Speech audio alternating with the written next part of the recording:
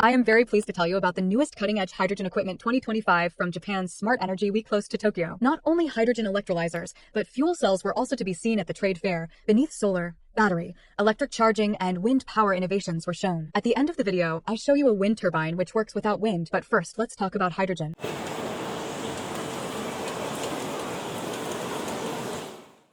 Japanese engineers have shown excellent gas regulation valves like this high-pressure liquid hydrogen valve. It was nice to see hydrogen quick connectors in action, which have already been in the international hydrogen price list. CO₂ capture and methanation is done in this plant. Hydrogen and CO₂ are combined to methane in a reactor. This could be used in fossil applications without any modification. Another interesting idea I saw for the first time was hydrogen generation without electrolyzer. If you need, you can dilute this material in water and you will get hydrogen in no time. That saves space and equipment, and the material can easily be transported. Coincidentally, I drove by the chemical site where this material is made west of Hiroshima. The beauty of this proper fossil space makes me doubt, especially with this coal power plant here.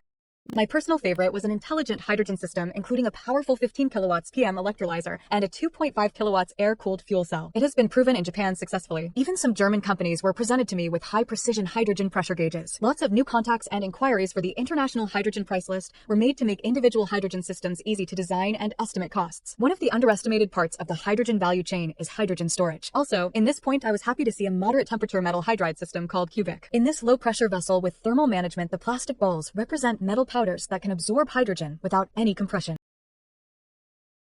Photovoltaics were represented by China with all kinds of shapes and colors. This market is gone. Japan tried to impress with PV cleaning robots. Remarkably, from the battery section were these mobile charging services. Electric vehicles were equipped with additional batteries to either charge other EVs or households. First, I was amazed by this wind turbines. There was obviously no wind, and I guess the secret was the little solar panel beside every vertical wind vane. It may have provided some initial rotation. You might think this is nonsense, but it isn't. The Darius-type wind turbines have starting problems with low wind speeds. This lack of inertia can be overcome this way. Thanks to Japan for constantly working on decarbonization.